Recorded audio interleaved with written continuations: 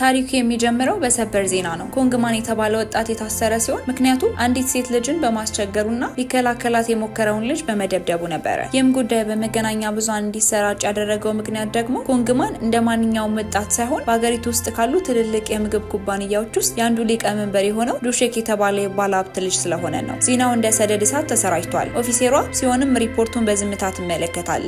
ዜናው በግልጽ ይረብሻታል። የስራ ባልደረቦቿ ችግሩ ምን እንደሆነ ሲጠይቋትም ኮንግማንን የሚከላከልለት ጠበቃ ጄሳንግ መሆኑን ትነግራቸዋለች። ይህ ማለት ምን ማለት እንደሆነ ሁሉም ያውቃሉ። ጄሳንግ ለነሱ ችግርም ነበረ። ጄሳንግ በባህሪው ስለ የሆነና በጣም ኃይለኛ ጠበቃ ሲሆን አስቀድሞ ለጥብቅና ጉዳይ እንቅስቃሴ በመጀመር ከነ ኮንግማን ሀብታም ቤተሰብ ጋር ተገናኝቶና ጉዳዩን ከሚመራው ዳኛ ጋርም የራሱን ገመድ ዘርግቶ ጨርሷል። ችሎቱ ተጀመረ።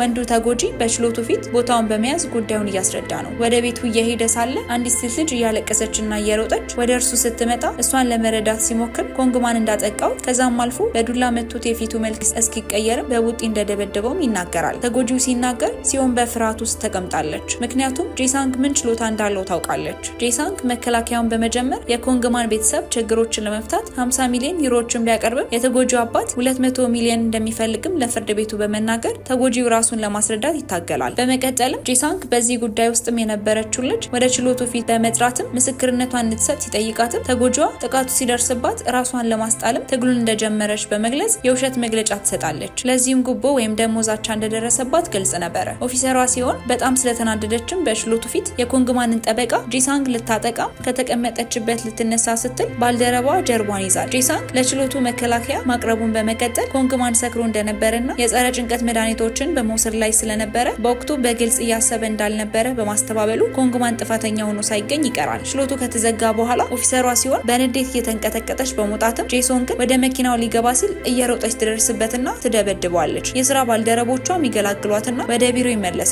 በዚህ ተግባሯም አለቋ ይቆጣታል። እሷ ለአለቋ ጄሳንግ ሁል ጊዜ ወንጀለኞችን ከፍት እንዲያመልጡ እንደሚያግዝም ትናገራለች። አሁንም በተመሳሳይ ከዚህ ቀደም ጥቃት በደረሰበት ቤተሰብ እናት ላይም ጥቃት ይደርሳል። ነገር ግን በዚህ ጊዜ ከምግብ ኩባንያዎች ጋር የተያዘ ነበረ። በዚያን ጊዜ የመርማሪ ኃላፊው ጉዳዩን ለጄሳንግ ያስተላልፋል። ሆኖም ጄሳንግ በድጋሚ በሲያን ጥቃት እንደደረሰበትና በችሎቱ መዶሻ ወርውራ ግንባሩን እንደመታችው በማስታወስም ለስራ ባልደረባው በመገረም ይነግረዋል። ነገር ግን የሚያስጨንቀው ትልቅ ችግር እንዳለበትም ይናገራል። በዚህም ተግባሯ ሲያን በትራፊክ ግዳጅ ተመድባ እንድትሰራም ትቀጣለች። በዚህ ቅጣትም ስራዋን በፈረቋ ወቅትም ሲያን አንድ ሹፌር በማስቆም ፈትሻ ካሳለፈች በኋላ ብዙም ሳይቆይ ጄሳንግ በድንገት ከኋላዋ ይቀርብና መኪናውን ያቆማል። ሲያን በንቀት አይታው ወደሚቀጥለው መኪና ትሄዳለች። ይሁን እንጂ ጄሳንግ በዚህ ተግባሯ በመናደድና የተጎዳውን እጅም እያሳያት ጥቃት እንደፈጸመችበትም እየጮኸ በመናገር ሲወነጅላትና ጥፋተኛ መሆኗን በቁጣ ይነግራታል። በዚህን ጊዜ ሲያን ቆም በማለትም ወደ እርሱ በመመለስ ማስጠንቀቂያ ትሰጠውና እሱ ሰው እንደሆነ ጥቃቱም የእንስሳ ጥቃት ነው ስትል ትመልስለታለች። በዚህ ምክንያትም ጄሳንግ ብዙ ሰዎች እሷን መጥላት አለባቸው በማለት ሲያን ይሰድባታል። ሲያም እሱ መጥፎ ሰዎች ከፍትህ እንዲያመልጡ የሚረዳ በመሆኑ ሲያን ህይወቷ ከእሱ የተሻለ እንደሆነ ትነግረዋለች። እሷ እንደዚህ እንደሚሆን ብታውቅ ኖሮ ከ12 ዓመት በፊት ጄሳንግን ተረድተው እንዳልነበረ ትናገራለች። ምክንያቱም አሁን በድርጊቷ ተጸጽታለች። ከዚያም ትዕይንቱ ከ12 ዓመታት በፊትም ወደ ብልጭታ ይሸጋገርና በዚያን ጊዜ ጄሳንግ ማታ ከትምህርት ቤት ወደ ቤት እየሄደ ሳለ መንገድ ላይ ሽንቱን ሲሸና አንዲት ሴት በድንገት ወደ እሱ ትሮጥና ከኋላው ተደብቃ አንድ ሰው ሊገላት እየተከታተላት እንደሆነ በጣቷ እየጠቆመችም ትነግረዋለች። ካፍታ በኋላ አንድ ሰው ቢላዋ ይዞ ቀረበ። በዚህ ምክንያትም ጄሳንግ በጣም ይፈራል። ከዚያም ሰውየው 2 ጊዜ ሊወጋው ሲሞክር ቢላው የተሸከመውን መጽሐፍ ወጋው እንጂ እሱ ላይ ምንም አይነት ጉዳት ማድረስ አልቻለም ነበረ። እርሱም ራሱን ስቶ ከወደቀ በኋላ በዚህ ምክንያትም ጄሳንግ ጥፋተኛ በመባል ወደ ፖሊስ ጣቢያ ይወሰድና 10 ሚሊዮን እንዲከፍል ይደረጋል። ጄሳንግ ድርጊቱን ለማስረዳት ሲሞክር የፖሊስ መኮንኖች በቂ ማስረጃ እየጠየቁ ጥፋተኛ አለመሆኑንና ራሱን ከመከላከል በስተቀር ሰውየው ላይ ምንም ጉዳት እንዳልደረሰበትም ሊቀበሉት ሳይችሉ ይቀራሉ። በዚህን ጊዜ ሲያን ሁኔታውን እየተመለከተች ስለነበረ ጄሳንግ ለተጎጂ ቤተሰብ ተጨማሪ ገንዘብ እንዲከፍል ጫና ሲደረግበትም ሲያን በክስተቱ የተሳተፈችውን ልጅም እንድትመሰክር ታመጣታለች። በዚህም ጄሳንግ ነጻ ይሆናል። ጉዳዩም ከተፈታ በኋላ ጄሳንግ ሲያንን አመስግኖ ጉዳዩ በተሳካ ሁኔታ መዘጋቱን ይነግራታል። ሲያን መርዳት የመጀመሪያ ጉዳዩ ስለሆነ ጄሳንግን ስለረዳችው እፎይታና ደስታ ይሰማታል። ሲያን የሌሊት ፈረቃዋን ጨርሳ ወደ ፖሊስ ጣቢያ ስትመለስ አንድ ሰው ከፖሊስ ጣቢያ ፊት ቆሞ ትመለከታለች። ሰውየው ከሱ ጋር እየተነጋገረ ሳለ ድንገት ስልክ ይደወልለትና ሴት ልጁን ያንግጁን አንድ ሰው እንደሚከተላት ትነግረውና ከዚያም ስልኩ ይቋረጣል። ከዚያም በፍጥነት እየሮጠ ይሄዳል። ሰውየው ሴት ልጁ ደውላ ወደ ነገረችው ቦታ በፍጥነት ይሄዳል። ነገር ግን ቦታው ላይ ሲደርስ አንድ ቁልፍ ብቻ ነበር ያገኘው። የምግብ ድርጅት ሊቀመንበሩ ሶቻንም ያንግጁ በሱ ቢሮ ጸሐፊ ሆና ስትሰራ ሴት ልጁን እንዳገታትም ይጠረጥራል። ከዚህ ዘገባ በኋላ ብዙም ሳይቆይ የሱቻን ባለቤትም ኤኤሱክም ሁኔታውን ለመፍታት ወደ ቢሮ ወደ ጄሳንግም ትደውላለች። በኋላ የሲያን ሲያንና ያንግጁን አባት ሶቻንም እናም ያንግጁ የፍቅር መልእክቶችን እንደተለዋወጡ የሚያሳይ ማስረጃ በማግኘታቸው የጂሳንግ ቢሮ ይደርሳሉ። ውጥረት ከበዛበት ክርክር በኋላ ሁሉም የበለጠ ለማረጋገጥ ይሄዳሉ። በፓርክ ሲያን ጂንግሳንግን አግኝታ ስላፌዘባትና ስላቃለላት በቡጢ ትደበድባለች። ከዚያም ተጨማሪ መረጃ ለማሰባሰብ ወደ መምሪያው ኃላፊ ይሄዳሉ። ከዚያም የታሰረችበት ቦታና ያንግጁ በጠለፏት ወረበሎች ተከባ ታስራ መሆኗን የሚገልጽ ማስረጃ ያገኛሉ። ይህ መረጃ ሲደርሳቸው ሲያንና ጂሳንግ ወዲያውኑ ወደ ፖሊስ ጣቢያ ደውለው ወደ ቦታው ይሮጣሉ። ሲደርሱ ግን ቦታው ባዶ ሆኖ ያዩታል። ከዚያም የብረት ከበሮ ያለበት ክፍልም እስኪያገኙ ድረስ አካባቢውን ይፈልጋሉ። ድንገት በርሜሉን ሲከፍቱትም የያንግጁን አካል ከውስጥ ያገኛሉ። ይህም ጂሳንግን ያስደነግጠውና ያስታውከዋል። ሁኔታውን ከተመለከተች በኋላ ሲያንም ጂንግሳንግ ኤሶክን ለመከላከል ጊዜ ባያጠፋ ኖሮ ያንግጁ በሕይወት ትኖር ነበር ብላ ስላሰበችም ለልጅቷ ሞት ተጠያቂው እሱ ነው በማለትም ትወቅሰዋለች። በዚህ ምክንያትም ሲሆን የሰዎችን ሕይወት ተጠቅሞ ገንዘብ ለማግኘት የሚሰራ ስትልም ትናገረዋለች። ጂሳንግም በንግግሯ በጥልቅ ስለተነካ ኤሶክን ራሱን ለመጋፈጥ ይወስናል። በዚህ ውሳኔ ምክንያትም ጂሳንግ ሊያናግራት ወደ ኤሶክ ቤት ይሄዳል። እሷ ግን በቁጣ መሳደብ ትጀምራለች። ጂሳንግ ግን አይከራከርም። የእምነት ክደት ቃሏን ጨምሮ የተናገረችውን ሁሉ ይመዘግብ ነበር። ከዚያም በእርጋታ ካልተባበርሽ ይህን ዓለም እንዲሰማ አረጋግጣለሁ ይላትና ወዲያውን ይወጣል። ኤሶክም በዚህ በጣም በመቆጣቷ ጂሳንግ እንደወጣ ዝም እንዲልላትም ደጋግማ ትደውልለታለች። እሱ ግን ሳይመልስላት ይቀራል። በዚህ ምሽትም ጂሳንግ ለሴኒዮ ደውሎ የሚያጋራው ማስረጃ እንዳለው በመናገርም እንድታገኘው ይነግራታል። ነገር ግን በሚያሽከረክርበት ጊዜ መኪና ሲከተለው አላስተዋለም ነበር። በድንገት ተሽከርካሪው የተሽከረከረ ወደሱ የመኪና መስመር ውስጥም ይገባበታል። ከዚህኛውም ለመትረፍ ሲሞክር ከሌላ ትልቅ የጭነት መኪና ጋርም ይጋጫል። በዚህም አደጋ ይደርስበትና ራሱን ይስታል። ከአደጋው በኋላ ጂሳንግ ከእንቅልፉ ሲነቃ የሆነ ነገር ተቀይሮበታል። ራሱን ሌላ ህይወት ውስጥም ያገኘዋል። እሱ የማያውቀው ቤት ውስጥ ነው ያለው። ሲሆንም እዚያው ነች። ፈገግ እያለች ነቅታል የኔማር አለችና በእርጋታ በጣም ተጨንቄ ነበር ትለዋለች። ጂሳንግ ግን ግራ ይጋባል። ከዚያም አንድ አስደንጋጭ ነገር ይመለከታል። የሁለቱን የሰርግ ፎቶና ቡና የምትባል ልጅ አባ ብላ ስትጠራው ይሰማና እያለመ እንደሆነ ያስባል። ደንግጦ ወደ ቢሮ በፍጥነት ይሮጣል። ነገር ግን እዚያ ደግሞ ነገሮች ሁሉ የበለጠ እንግዳ ይሆኑበታል። ቢሮ ተለውጦ ሁሉም ሰው እንደሌላ አዲስ ሰው ይመለከተዋል። የቀድሞ አለቃዋ እንደ በፊቱ ጠበቃ ሳህን አቃቤ ሕግ ብሎ ይጠራዋል። ለማስረዳት ይሞክራል። ነገር ግን ማንም አልተረዳውም። ሲሆን ብቅ አለችና ወደ መኪና ውስጥም ወሰደችው። አንድ ላይ ለ6 ዓመታት አብረን ኖረናል። ከእንግዲህ ጠበቃ አይደለህም አቃቤ ሕግ ነህ ስትልም ትናገረዋለች። ጂሳንግም የሚናገረውን አቶ ግራ ይጋባል። ሁሉም ነገር ተለዋውጦበታል። በአንድ ወቅትም ሲሟገትላት የነበረው ኮንግማን አሁን እስር ቤት እንዳለ ትነግረዋለች። የሊቀመንበሩ ባለቤትም ሲዮክም በያንግጁ ጥፋት ምክንያትም በምርመራ ላይ መሆናቸውን ትነግረዋለች። እናም በሆነ መንገድ ጂሳንግ አሁን በጉዳዩ ላይ የሚሰራው ቡድን አካል ሆኖ ራሱን ያገኛል። ሁሉንም ነገር ለማስኬድም እየሞከረ ባለማመን አፍጥጦ ይመለከታል። ጂሳንግ ልብስ ለብሶ ወደ አዲሱ ቢሮ እንደ አቃቢ ሕግም አመራ።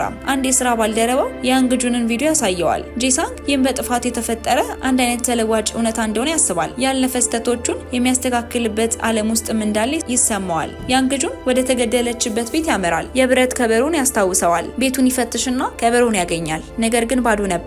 በዚህ ዓለም ላይ ያንግጁን አልሞተም። ነገር ግን ነገሮች አሁንም አደገኛ ሆነው ይታያሉ። ይባስ ብሎ ሱቾን የምግብ ኩባንያ ሊቀመንበር ሀገር ጥሎ ሄዷል የሚል መረጃም ይደርሰዋል። ጂሳንግ የምርመራ ስራውን ይቀጥሏል። ኤሶክን ወደ ፖሊስ ጣቢያ ያስጠራታል። የተወሰኑ ጥያቄዎችን እየጠየቃት እያለ ጠበቋ ዘሎ ገባና ሌላ ምንም መልስ እንደማትሰጥም ይነገራል። ሊወጡ ሲሉ የጠቅላይ አቃቤ ሕግም ጥሪ ይቀርብለታል። ኤሶክ ሰራተኛ በማጥቃትና በማጭበርበር ምክንያትም ትታሰራለች። ሲሆን ጂንግሳንግን ለንግግር ወደ ሰገነት ትጠራውና ስለ ጉዳዩ እንዴት ሊያውቅ እንደቻለም እና ኤሶክን የተጠራጠረበትን መረጃ እንዴት እንዳገኘው ትጠይቀዋለች። ጂሳንግ ግን ስለ መረጃው ሳይነግራት ብቻ እርግጠኛ እንደሆነና ብቻም ኤሶክን ለጥፋቷ እንደሚያስከፍላትም ይነግራታል። ሲሆን በንግግሩ የተደነቀች ዋው በጣም ጥሩ ነው ስትልም ለራሱ ሹክ ብላ ትሄዳለች። ይህ በእንዲህ እንዳለም ቡድኑ ምርመራውን ቀጥሏል። ጂሳንግ ኤሶክ ሁል ጊዜ 2 ስልኮችን ትይዝ እንደነበርም ያስታውሳል። በቀን ውስጥ ሁለቱንም ስልኮች አንድ ላይ ነበሩ፣ ግን ማታ ላይ በተለያዩ ቦታዎች ነበሩ። ከሱቹን ጋር ግንኙነት የነበራትም ሴት ያንግጁን አልነበረችም፣ ሌላ ሴት ነበረች። ጂሳንግ ትንሽ ቁልፍ ሰንሰለት ሲያስተውልና በድንገት እውነተኛዋ መቤት ማን እንደሆነችም ተገነዘበ። ከሱቹን ጋርም በቅርበት የምትሰራው ጄ ከተባለች ሴት ጋርም ይፋጠጣል። መጀመሪያ ላይ ሁሉንም ነገር ትክዳለች፣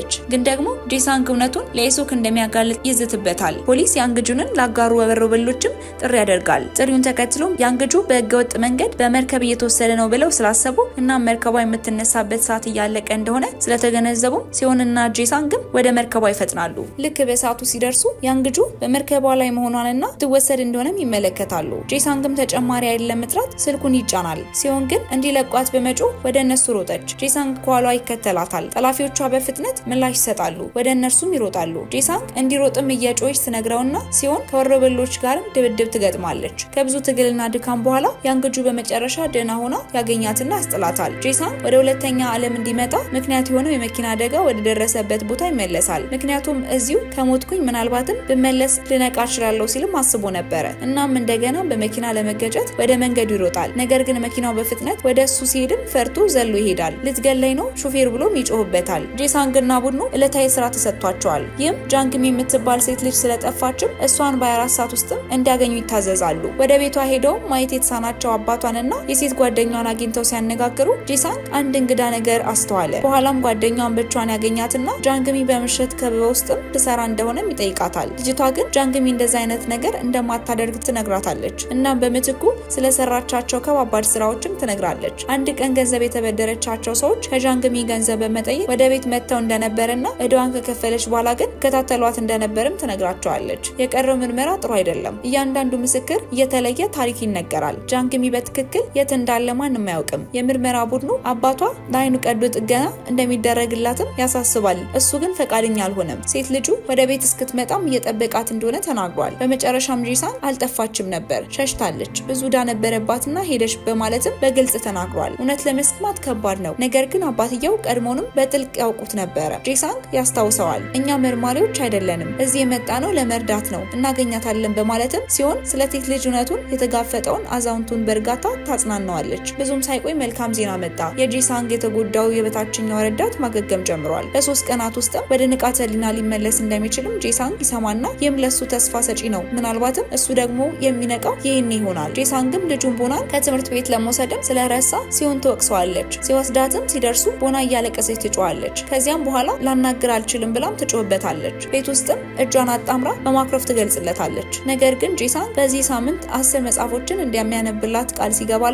በፍጥነት ይቅርታ ጠየቀችውና እንደገና መጫወት ትጀምራለች። በሚቀጥለው ጠዋትም አስደንጋጭ ግኝት ይሰማል። በቆሻሻ መጣያ ውስጥ ጃንግሚ ሁልጊዜ የሚለብሰውን ተመሳሳይ የእጅ አምባር ያለውን የተቆረጠ እጅ ያገኛል። ብዙም ሳይቆይ ለጃንግሚ አባት የአይን ቀዶ ጥገና ለማድረግም የቀድሞ ሚስቱ በድንገት ትመጣለች። ሲሆንና የስራ ባልደረባዋ ሲሆንን ሴትዮዋን ለማግኘትም ይሄዳሉ። ታለቅሳለች። እሷ ግን አባቱ የተቆረጠው ቀኝ እጁ መሆኑን ቢያውቅም ልባቸው ይሰብራል ብላ ሾልካም ወጣች። ከምርመራው በኋላ ወደ ቢሮ ተመልሰው ሲሆንና ቡድኑ የደረሱበትን መረጃ ሰብስበው ሲያዩ የጃንግሚ የቀድሞ የእንጀራ እና ጥርጣሬያቸው ውስጥም ትገባለች። ምክንያቱም ምንም ረዳት የሌላት ሴት መሆኗን ያውቁታል። በተጨማሪም ከዚህ ቀደም በማጭበርበር ወንጀል ሪከርድ እንዳለባትም ይደርሱበታል። ጃንግሚንን እና አባቷን ለገንዘብ ብላ እንደቀበረችም ያረጋግጣሉ። ቡድኑ የሚረብሽ ነገር ያገኛል። ጃንግሚ የህይወት ኢንሹራንስ ፖሊሲ የነበራት ሲሆን ይህም ማለት አንድ ሰው ሲሞት ድርጅቱ 600 ሚሊዮን ብር ለቤተሰቡ ይከፍላል። ስለዚህ ጃንግሚ ከሞተች 600 ሚሊዮን ብር ቤተሰቡ ያገኛል። ይህንንም የገንዘብ መጠን የእንጀራ እናቷ ስላየችው ወይ ራሷ ገላታለች ወይ ደግሞ ከሌሎች ጋር ተባብራ ሊሆን እንደሚችልም ይጠረጥሯታል። በዚህ መረጃ ሁሉም ነገር ትርጉም ያለው መሆን ይጀምራል። ቡድኑ የበለጠ ለመመራመር ተከፋፈለ። ነገር ግን ሌላ የሰውነት ክፍል ማግኘት ሳይችል ቀረ። በሌላ ታሪክም ዱሼክ የተባለ የፋይናንስ ሊቀመንበር ትልቅ እንቅስቃሴ እያደረገ ነው። እሱን ለመጠበቅም ከኮሪያ ከፍተኛ የህግ ኩባንያዎች አንዱን ቀጥሯል። ይህንንም ለማስታወቅ ባዘጋጀው ፕሮግራም ላይ መግለጫም እየሰጠ ነበረ። ሲሆን የሆነ ችግር እንዳለ ስለተረዳችም በቅርበት ትከታተለዋለች። ሲሆን አዲስ መረጃ ይዛ ትገባለች። ዱሼክ ለጥያቄ እየመጣ ነው። እናም ጠበቃ ይዞ እንደሚመጣ ትገልጽለታለች። ዱሼክም ሲመጣ ጠበቃው ራሱን አስተዋወቀ። ዩኒ ይባላል። ጥያቄው ተጀምሯል። ግን ዱክ ምንም ነገር አይመልስም። ጠበቃው ማንኛውንም ጥያቄ ያግዳል። በዚህም ከክፍሉ ውጪ ሁሉም ሰው ይበሳጫሉ። እሱን ለማጥመድ ተስፋ አድርገው ነበር፣ ግን ምንም በቂ ምላሽ ሳያገኙ ይቀራሉ። ከንግግራቸው በኋላ ጄሳንግ ወጥቶም ዩኒን እሱን እየረዳውት ነው ብለህ ታስባለህ? እንደዚህ ያሉ ሰዎች የሚጠቀሙት ሌሎችን ብቻ ነው በማለትም ያስጠነቅቀዋል። ጄሳንግም ከዱክሼክ ጋርም ከነበረ ወደሚባል ወጣትም ይቀርባል። ጆንግዩ የደነገጠና የተናደደ ይመስላል። ጄሳንግ ሲያስታውስ በሌላው ዓለም ለጆንግዩ ተከታይ ሆኖ ንጹህነቱን አረጋግጧል። እዚህ ግን ተቃራኒው ነው። አሁንም ጄሳንግ የእሱን እርዳታ ይፈልጋል። በምሽት ጠበቆችና ጋዜጠኞች መረጃ ወደሚቀበሉበትም ወደ ሚስጥራዊ በርም ይልከዋል። ተልኳቸውንና ቅጂዎቹን በማግኘትም ሙስናን ማጋለጥ ይሆናል። በሚቀጥለው ቀንም በዱክ የህግ ኩባንያና በመገናኛ ብዙሃን መካከል ስለሚደረጉ ሚስጥራዊ ስምምነቶችም አንድ ዘገባ ይሰራጫል። ዱሼክን በፍርሃት ይመለከታል። ይህ ዘመቻውን ሊያበላሽበት ስለሚችል በድንጋጤ ጠበቃውን ዩሚንን የጠራውና ይህን ጉዳይ እንዲያስተካክልና ካልሆነ ደግሞ የሱ ስራ እዚህ ጋር እንደሚያበቃና እንደሚያሰናብተው በቁጣ ይነግረዋል። ወደ ቢሮ ከተመለሱ በኋላ ቡድኑ ሁሉንም ነገር ይገመግማል። አሁን ጃንግሚ የህገወጥ የአካል ክፍሎች ዝውውር ሰለባ እንደሆነችም ያምናሉ። ዱክ በመላ ሀገሪቱ ነጻ የህክምና ምርመራዎችን ሲያደርግ ነበረ። በዚህም ዱክ በራሱ በሚቆጣጠረው ሆስፒታል ጃንግሚ ይህን የነጻ ምርመራ ያደረገች ሲሆን ቡድኑ የአካል ክፍሎቿን እውነተኛ ገዢ የልብ ቀዶ ጥገና የሚያስፈልገው የፖለቲካ ተወካይ ልጅ እንደሆነም ጠርጥሯል። የምርመራ ቡድኑ ምስክር ሊሆኑ ከሚችሉ አንዷ የሆነችው ዶዩ የተባለች ሴት አደጋ ላይ እንደምትወድቅም ተረድቷል። ስለዚህ እሷን ለማዳንም ይሯሯጣሉ። ዶዩ ዶዮ ወደ ቤት እየሄደች ሳለ የሆነ ድምጽ ስትሰማ ስለፈራችም ትሮጣለች። ግን ድንገት የሆነ ሰው ይዛትና ሊወጋት ይሞክራል። ነገር ግን የሲዮን ቡድን ደርሶ ያተርፋታል። ይህ በእንዲህ እንዳለም የዱክ ጠበቃ ዩን ከዱክ ጋር ይነጋገራል። እሷን የሚጎዳ ሰው ልካል በማለትም ይጠይቀዋል። ዶይ ግን ይክዳል። ነገር ግን የሚያውቀው ነገር ጄሳንግ ዶዮ እንድትናገር ለማስፈራራት ጥቃቱን እንደሰራውም እንደሆነ አስመስሎ ይነግረዋል። ኋላ ላይ ዶዮ በፍርሃት ተውጣ እያለቀሰች ጄሳንግን ጥበቃ እንዲያደርግላትም ትለምነዋለች። ከዚያም ሁሉንም ነገር ትነግረዋለች። በጃንግሚን መሰወር ላይ የተሳተፈው ሰው ስሙ ፓስተር ፓርክ እንደሆነ ትገልጽለታለች። ይህ ሰው የጃንግሚ አባት ያጭበረበረና የጃንግሚ አካላትን ለመግዛትም ያቀደው ነበረ። ጄሳንግ ከፓስተር ፓርክ በኋላ ወዲያውኑ ፖሊስን ይልካል። ሲዮንና ጄሳንግም የአካል ክፍል ቀዶ ጥገና ሊደረግበት የነበረውን ሆስፒታል ይጎበኛሉ። በዚህም ጊዜ ከዶክተሮችና የቦርድ አባላት ጋርም ይጋጫሉ። ሲሆን ምንም ነገር ወደ ኋላ አትልም። ሁላችሁም ወደ እስር ቤት ትሄዳላችሁ። እናም የምክር ቤት አባል ልጅ ይሰቃያል፣ ምክንያቱም አባቱ ንጹሃን ሰዎች እንዲሞቱ አድርጓል በማለትም በቁጣ ትናገራቸዋለች። እውነት በመጨረሻም ወጣ። ጃንግሚ ልቧን ለግሳለች።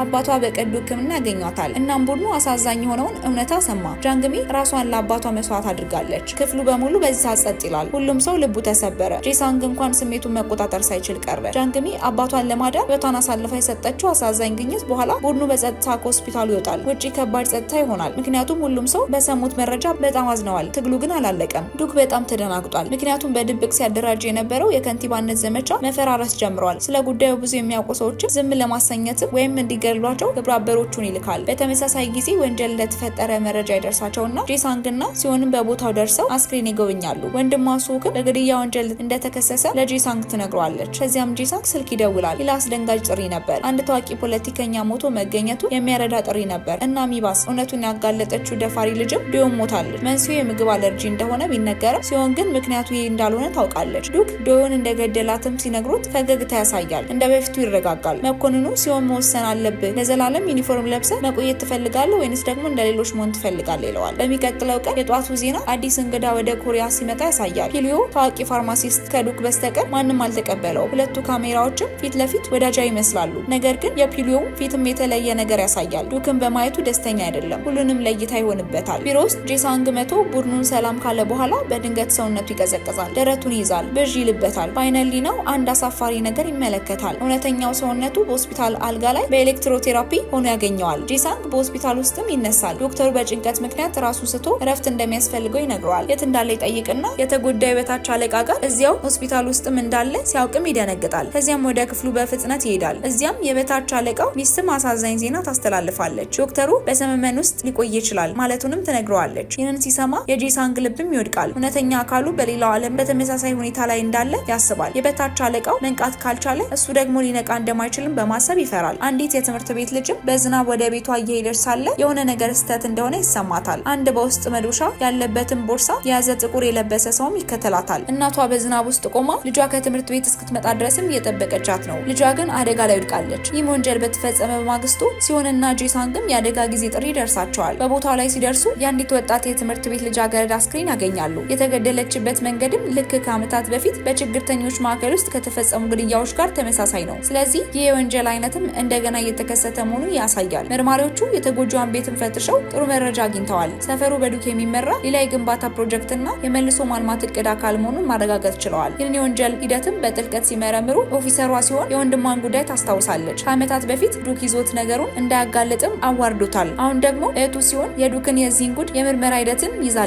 ስለዚህ ታሪኩ ራሱን እየደገመ ይመስላል። በተመሳሳይ ጊዜ የህግ ባለሙያ የዩን ቢሮ ይጎበኛል። ከበፊቱ የበለጠ በራስ የመተማመንና ያልተጠበቀ ድርጊትን በማድረግ ያስደንቀዋል። እሱንም ጄሳንግ የያዘው ጠንካራ አቋምና ብቃቱን ስለተመለከተ በዚህ ሁኔታ በስልጣን እንደቀድሞ ለመቀጠልና ለመምራትም ቀላል እንዳልሆነም ስለተሰማው ለጄሳንግ ማጓጊ ስምምነት አቀረበለት። ኃይለኛና ጥሩ ደሞዝ የሚያስገኝ ስራ ጄሳንግ አመነታ።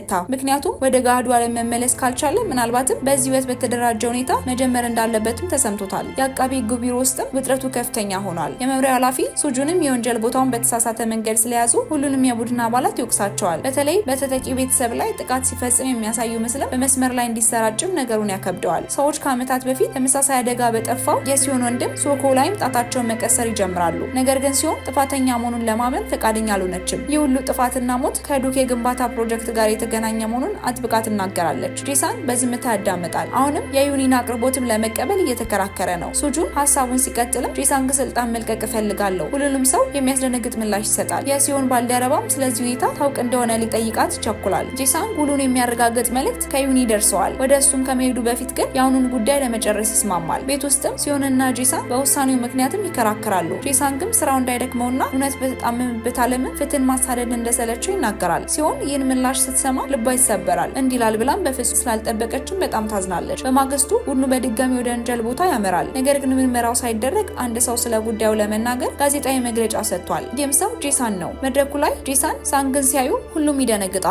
እሱ ግን ጉዳዩን እንደሚይዘው ለህዝቡ ቃል ገብቶ ነበር። በዚህም ሲሆን በመናደድ የተጎጂውን ማንነት የገለጸው ምንም አይነት ትክክለኛ አመራር ሳይኖር ነው በማለትም በቁጣ ትናገረዋለች። ጄሳንግ ግን የእሱን ስትራቴጂ አካል እንዳልሆነ ተናግሯል። በዚህም በህዝቡ ላይ ጫና በመፍጠር አዲስ ፍንጭ ሊያገኙ ይችላሉ በማለትም ሊያሳምናት ይሞክራል። ይህ እቅዱም ይሰራል እና አንዲት አሮጊት መረጃ ለመስጠትም ትመጣለች። ግድያው በተፈጸመበት ምሽትም 3 ጥቁር መኪናዎችም ወደ ግንባታው ቦታ ሲገቡ ማየቷንና አንዲት ልጅም ከነርሱ ጋር እንደነበረችና እሷን ነገሩን ለማጣራት ከመጓጓታ የተነሳ እንደተከተለች እንዲሁም ደግሞ ልጅቷን እየደበደቡ እንደነበርና ዱክም እዚያው ቆሞ እንደነበር ትነግራቸዋለች። ታሪኳን የሚያረጋግጥ ምንም አይነት የሲሲቲቪ ቀረጻ የለም። ነገር ግን ጄሳን ቡድኑን ለማንኛውም እየፈተሹ እንዲሰሩ ሲሆንን ይነግራታል። እሷም ነገሩ ያበሳጫታል። ምክንያቱም ንግግሮቹን ብቻ ሳይሆን የሚጨበጥ ማስረጃ ያለው እውነተኛ ድርጊትን ትፈልጋለች። ነገሮችን ለማረጋጋት በማሰብም ጄሳን ሲሆንን እናም ሴት ልጃቸውን ቦናን ወደ መዝናኛ ፓርክ ይወስዳቸዋል። ቦና ስትጫወት ሲሆንና ጄሳን ከቤት ውጭም ተቀምጠው ይነጋገራሉ።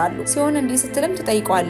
ለምንድን ነው እንደዚህ አይነት ግዴለሽነት ነገር የምትነግረው? ለምን ተስፋ ትቆርጣለህ? ጄሳን ግፊቱ ነው፣ ለአንቺና ለልጃችን ተጠያቂ መሆን የቤተሰብ ኃላፊነት ክብደት ነው በማለት ይመልስላታል። ከንግግሩ ሊተዋቸው ያሰበ ስለሚመስልም ሲሆን ትደነግጣለች። ቦና ድንገት ከጨዋታ ስትመለስ ይህን ንግግር ትሰማና አባቷ ትታቸው ሊሄድ እንደሆነ ስላሰበችም መሬት ላይ ወድቃ እየጮች ማልቀስ ትጀምራለች። ጄሳን ግን በዚህ ድርጊቷ ሰዎች ሁሉ ወደ እርሱ እየተመለከቱ መሆኑን ሲያይ በድንጋጤ ብድግ አድርጓትም አቅፎ ይዟት ጉዞ ይጀምራል። ወደ ቤትም ይሄዳሉ። በማግስቱ የምርመራ ቡድኑ ለመመርመር ወደ ዱክ ኩባንያ ያመራል። ጄሳን በድፍረት በግልጽ ዱክን ለማስቆጣት እየሞከረ የሲሆን ወንድም ጉዳይ ያነሳል። ዱክን በጣም ይናደዳል። ነገር ግን ዶንግታን ታማኝ ጓደኛው ወደ ኋላ ይዘዋል። ብዙም ሳይቆይ የባለስልጣኖች ቡድን ወደ አቃቤ ሕጉ ቢሮ ይደርሳል። አንድ ሰው ከወንድሟ ሶኮ ጋርም ያላትን ግንኙነት በመጠየቅም በሲሆን ላይ ቅሬታ ያቀርባል። የመምሪያው ኃላፊ ሲሆንን ጄሳንግንና ዶንግታንግን ለዓመታት እውነትን ደብቀዋል በማለትም ይከሳቸዋል። በዚህ ምክንያትም ሲሆን ትታገዳለች እና ምናልባትም ምርመራውን በማደናቀፍም ክስ ሊቀርብባትም ይችላል። ጄሳንግ በጣም ተናዶ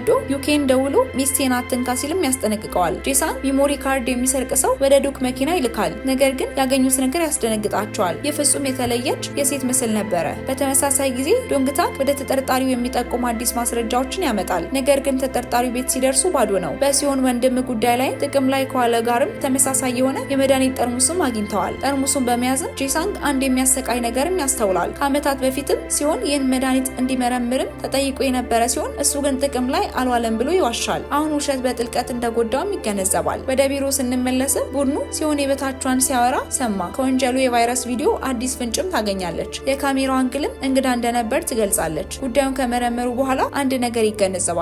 ፊልሙን የቀረጸችው የተጎጂዋ ሳትሆን አትቀርም የሚልም የሚጥል በሽታም አለባት። ወደ ቤተሰቧን ቤት በፍጥነት ይሄዳል። እህቷ ግን ጠፍታለች። እናትየው ደንግጣለች። ተጠርጣሪው የልጇ የቅርብ አጎት እንደሆነም ተረድታለች። ቁርጥራጮችም ወደ ቦታው ሲወድቁ በቤት ውስጥም ማስታገሻዎች ይገኛሉ። በቀድሞ ተጎጂዎች ላይ ከተገኙ ጋርም ይዛመዳል። የሚቀጥለው ኢላማ የተጎጂዋ እህት እንደሆነም ያምናሉ። ቡድኑ ይህንን ጉዳይ ለማጣራት አድራሻውን ሲፈልግ ከገዳዩ ጋርም ፊት ለፊት ይገናኛሉ። ያሳድዱታል። ልጅቷን ገድሏታል። ሁሉም ሰው በፍርሃት ተይዟል። እናትየው በጣም አዝናለች። በጋዜጠኞች ፊትም አለቀሰች። ነገር ግን ሲሆን አንድ ነገር አስተውሏል። ቀደም ሲል ልብሷ የተለየ ነበረ። አጠራጣሪውን የሴትዮዋን ነገር ቡድኑ ጠጋ ብሎ መመልከት ይጀምራል። አንድ ወጣት መኮንን የቡድኑን የጥላቻ አስተያየትም ከማህበራዊ ሚዲያ ላይ ያሳያል።